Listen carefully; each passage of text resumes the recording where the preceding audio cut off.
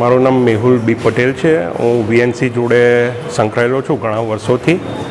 આજે અમે આ એક્ઝિબિશનનું એવું છે કે હ્યુમન ઇન્ટરેક્શન વિથ નેચર અને બીજું કે નેચર પોતે, એના ઉપર આખું એક્ઝિબિશન ઊભું કર્યું છે અને ઘણા બધા પાર્ટિસિપન્ટ્સે પોતાના ફોટોગ્રાફ્સ મોકલ્યા છે, જેનું આજે 2 દિવસ માટે ડિસ્પ્લે રાખેલો છે ફાઇન આર્ટ્સ કોલેજમાં વિદ્યાનગર. પર્યાવરણ પ્રેમી તરીકે તમે શું કહો? પર્યાવરણ પ્રેમીમાં એવું છે કે દરેક જણે પોતાની આજુબાજુ, દૂર નહીં પણ પોતાની આજુબાજુમાં જે નેચર હોય એનું સંરક્ષણ કરે. એવી રીતે કે તમે ઝાડ રોપો કે કરો તો એને વ્યવસ્થિત રીતે ઉછેરો, કટિંગ ના કરો.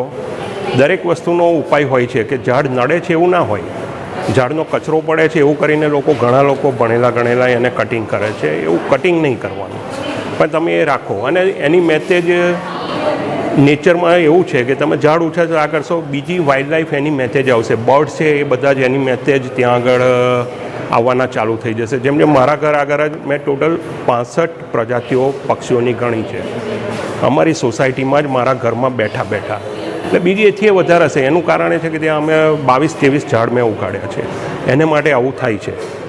એટલે બધાએ એ રીતે, અને જેમ કે તમે જોશો ફોટોગ્રાફમાં ઘણી જગ્યાએ કે પ્લાસ્ટિક નાખેલું હોય છે પાણીની અંદર કે ગમે ત્યાં, એવું બધું નહીં નાખવાનું. તમે એ ટેવ પાડશો તો ધીમે ધીમે 2-3 વર્ષે એ જગ્યા છે એની મેસેજ સાફ થઈ જશે. એની મેસેજ એમને તમે જો સાફ કરવાનું રાખશો ને લોકો નાખ્યા જ કરશે તો તમે થાકી જશો. જે સાફ કરનારા થાકી જશે. એક દિવસ એવો આવશે કે અત્યારે એ જ થયેલું છે બધે. તમે ઘણા ફોટોગ્રાફમાં જો તો પ્લાસ્ટિક બર્ડ ઉપર લાગી ગયેલું છે, કે કોઈક પ્લાસ્ટિકની બોટલ લઈને કોઈક એનિમલ ફરે છે કે એવું બધા. મેં ટાઈગરને બૂટ લઈને ફરતા જોયો છે, પાણીની બોટલો લઈને લાયનને ફરતા જોયેલા છે. એ બધું તમે પબ્લિક જ્યારે પોતાની મેતે જાગૃત થશે તો એ બધું બંધ થાય અને એની મેતે જ નેચર પાછી રિવાઈવ થશે. મારું નામ મેહુલ પટેલ છે અને હું વિદ્યાનગર નેચર ક્લબમાં કામ કરું છું. અને આજે વિદ્યાનગર નેચર ક્લબ દ્વારા આજે અનુનાદ નામનું આ એક્ઝિબિશન રાખવામાં આવ્યું છે. આ એક્ઝિબિશનના અંતર્ગત અમે માણસ અને પર્યાવરણ અને વન્યજીવન આ સાથેના જે સંબંધો છે અને માણસોના લીધે વન્યજીવોને શું તકલીફ થાય છે એના ફોટોગ્રાફી રિલેટેડ આખું આ એક્ઝિબિશન રાખવામાં આવ્યું છે, જે આ ફાઇન આર્ટ્સ કોલેજમાં છે. અને વિવિધ ફોટોગ્રાફરોએ આમાં ભાગ લીધેલો છે અને લગભગ 23 થી 25 જેટલા ફોટોગ્રાફર છે જેમણે ફોટોગ્રાફ્સ મોકલાવ્યા છે, જે ઘણા સારી ક્વોલિટીના છે, જે થીમ સાથે સારી રીતે જાય છે.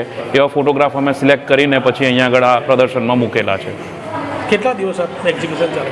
આ એક્ઝિબિશન 10-11 તારીખ એટલે કે આજે શનિવારે અને રવિવારે 2 દિવસ ચાલશે. સવારે 10 થી સાંજે 5 વાગ્યા સુધીનો એનો સમય છે.